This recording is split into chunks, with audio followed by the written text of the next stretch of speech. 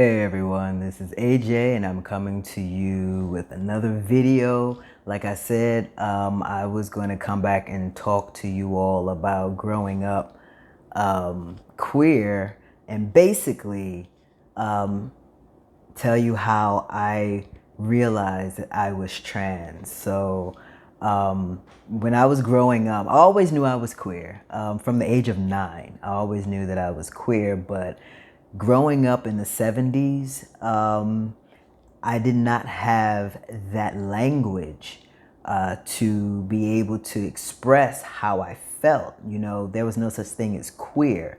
And I grew up in Baltimore, Maryland. Now, in Baltimore, you were either one of two things. You were either straight or you were gay. There was no in between, but I knew I wasn't straight and I knew I wasn't gay. So I had no idea what I was. So I just figured, I was just weird. I was different.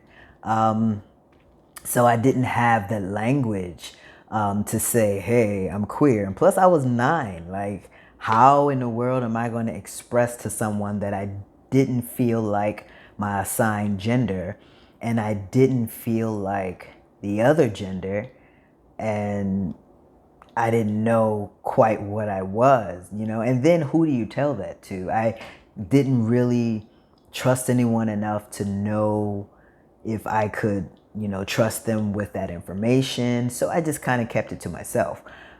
So growing up, I just settled into the gender that I was assigned because I figured that's what I was supposed to do. So I did everything just like a cisgendered female would do, did the dating, wore the dresses and the heels and the makeup and got the hair done and, doing all the female things.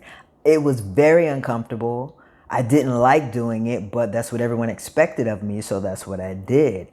As years went on, it started to get on my nerves. He started taking a toll on me, and I would hear different things from different people, whether it was family members or friends, regarding how I acted in public or during certain events or whatever, because I was, for all intents and purposes, a tomboy, but I didn't think that I was a tomboy. A tomboy is a girl who acts like a boy, but I wasn't.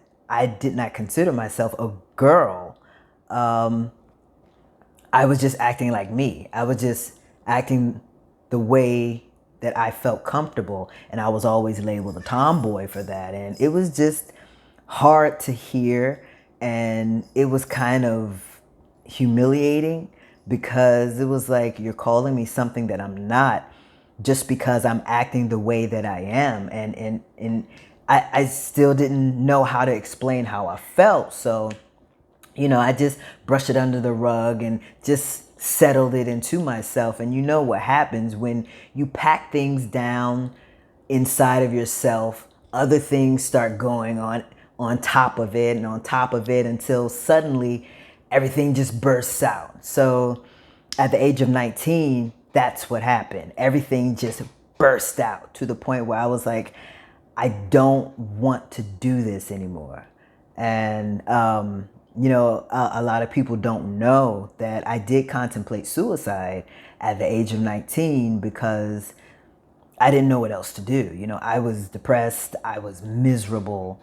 I felt like I was letting God down. I grew up in the church and I was called to the ministry, and I'm like, God, there's no way in the world you're going to call somebody like me. Why would you do that? But we don't understand the mind of God. But I just felt like I was letting God down, and I didn't want to do that.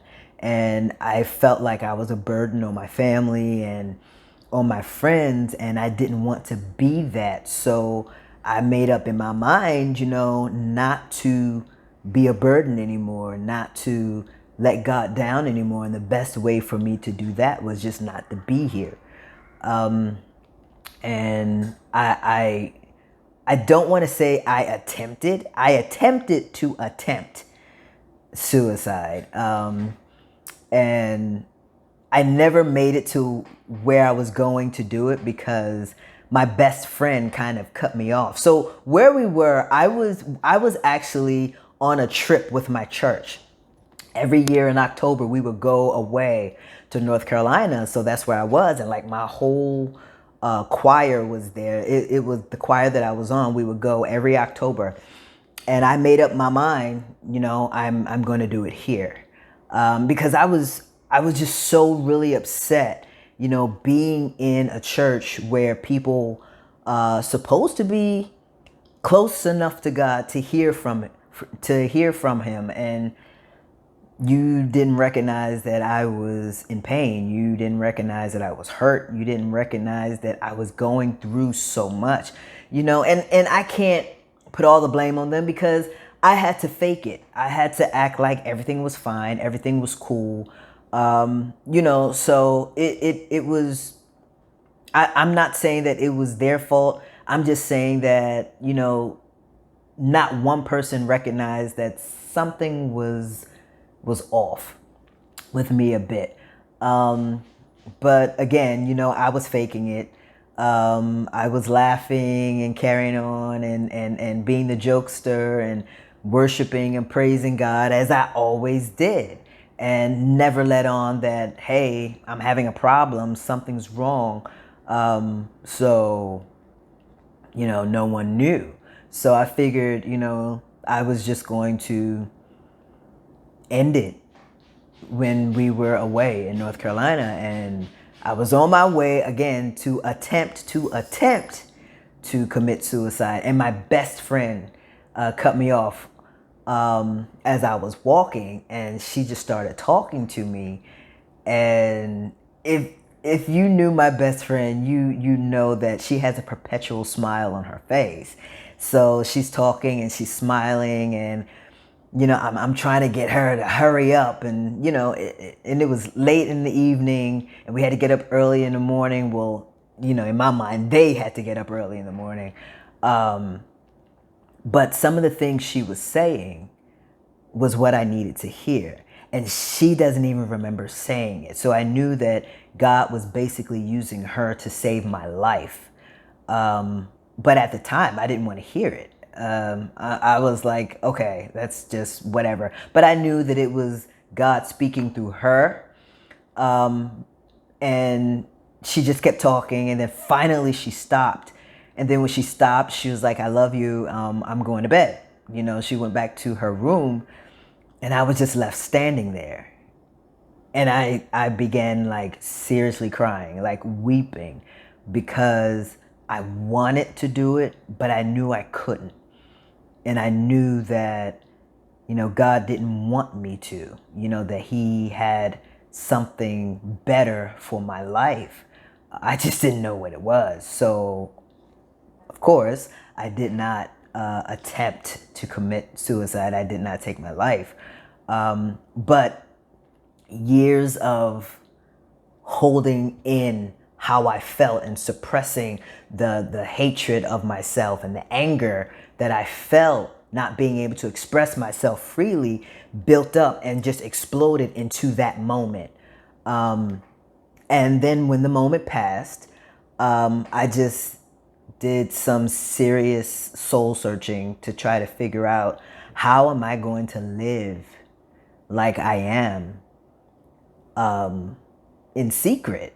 The last thing you want to do is be the topic of conversation in your church. But I knew that there were some other things that I needed to do within myself. So I started working on myself. I started trying to get better mentally. Socially, I was fine. I had a lot of friends, and it was just the fact that I was holding back who I really was. I wasn't really sure of who I was. I didn't know what I was.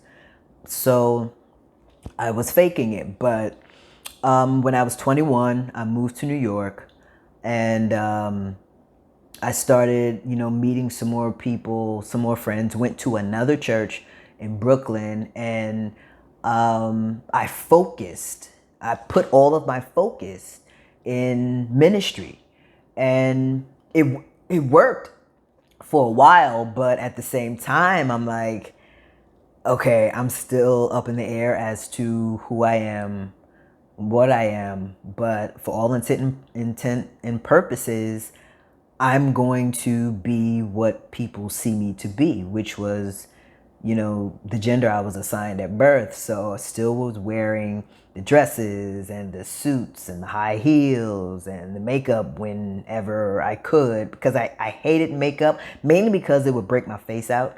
But I wore it whenever I felt it necessary. But after a while, it started doing it again. It started festering, and I knew that feeling. So I'm like, okay, I gotta stop. And then I left that particular church, and then I started meeting new people and going other places and seeing these people and seeing how free they were. And I'm like, oh wow, like they're living their truth. They're living their life. Why can't I do that? And I didn't have the answer as to why I couldn't. So I started. And at that time, I started identifying as androgynous non-binary.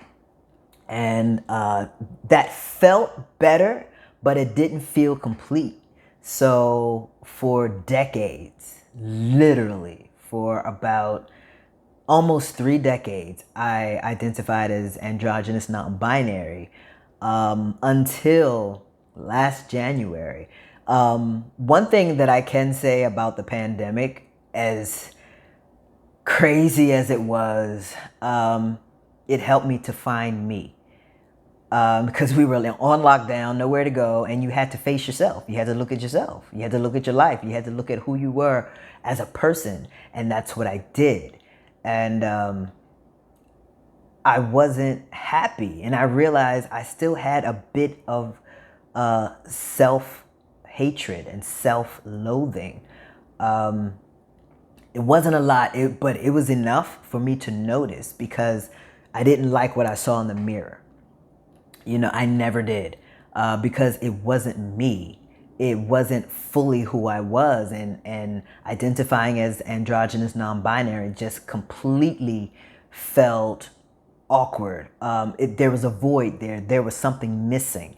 It was a part of me that was missing. So in January of 2021, no, I'll say about November 2020, I started like looking on Instagram and just searching through different pages and everything. And then I came across this one person who I started listening to, and what they were saying just, it really resonated with me. And I had no idea who this person was. I just came across their page, and then I started watching them more frequently and more frequently.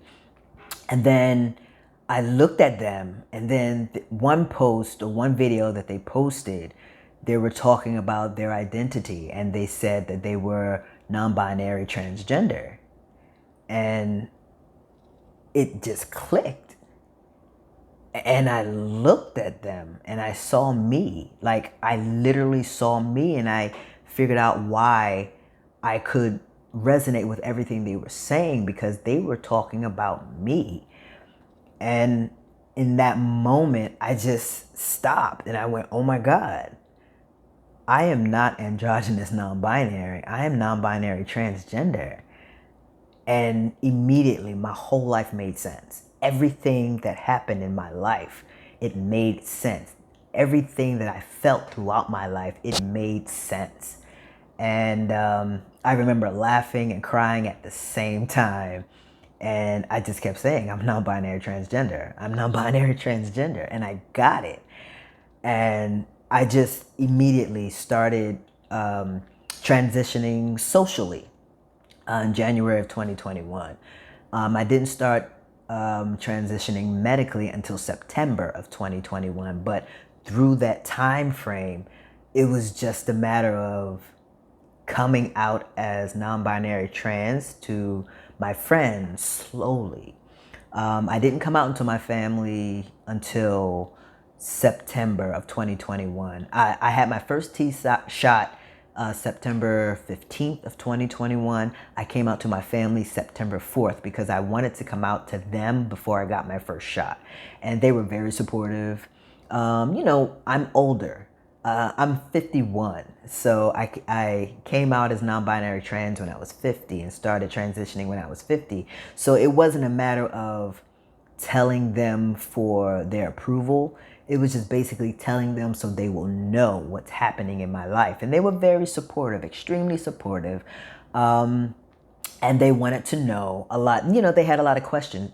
They wanted to know a lot of things. And I was so happy that they had questions and I would answer them. And, we take it day by day. Sometimes they get my pronouns wrong, but they quickly correct themselves and they call me my new name and everything. And it's just, it's a very euphoric feeling.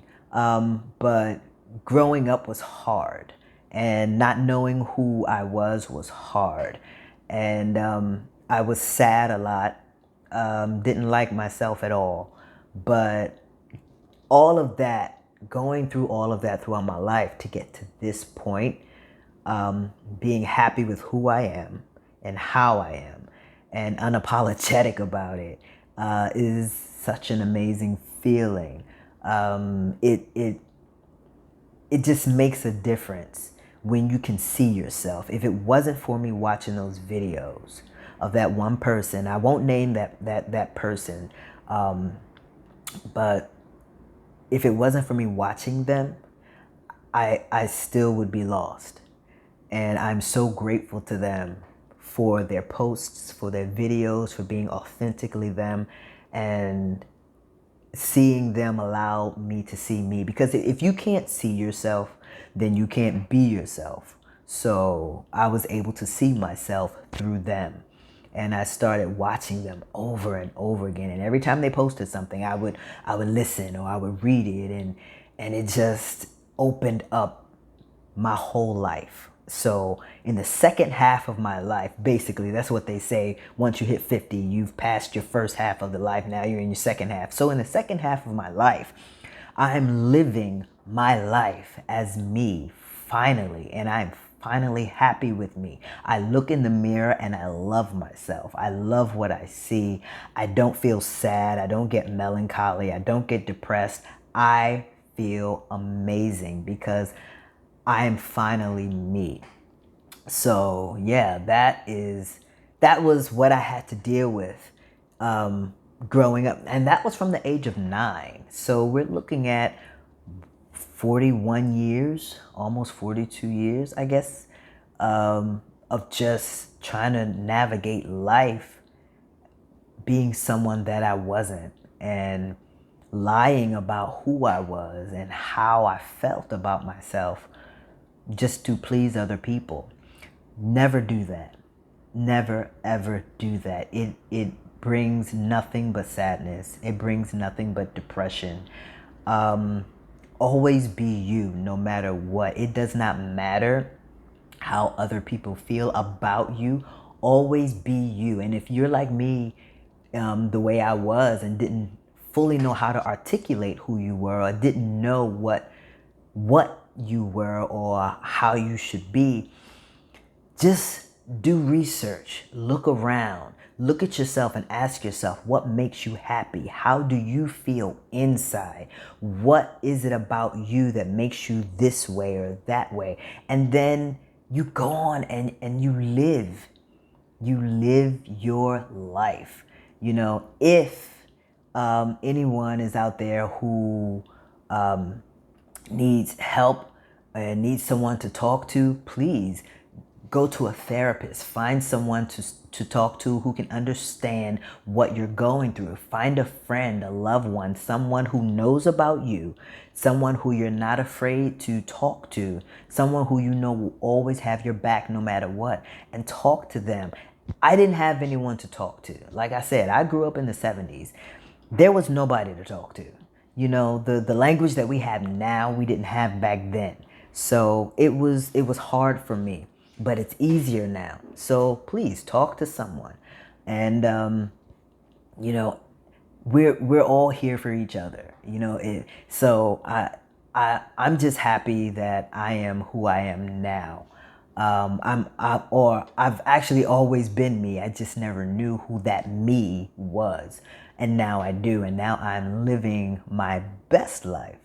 And I'm living my full life because now I can actually say that I am non-binary transgender. I am happy. So yeah, that is my story about growing up queer and how I realized that I was a trans person. So do me a favor, like, subscribe, and hit that notification bell. If you have any questions that you want to ask me, please feel free to do so. Or if you have anything you want to know about transitioning or my transition, feel free to ask, and I will come back to do more videos to answer your questions. And yeah, that is it. I just wanted to come on to share this with you all.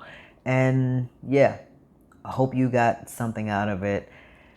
Thank you for listening, and I will talk to you all later. A.J. out.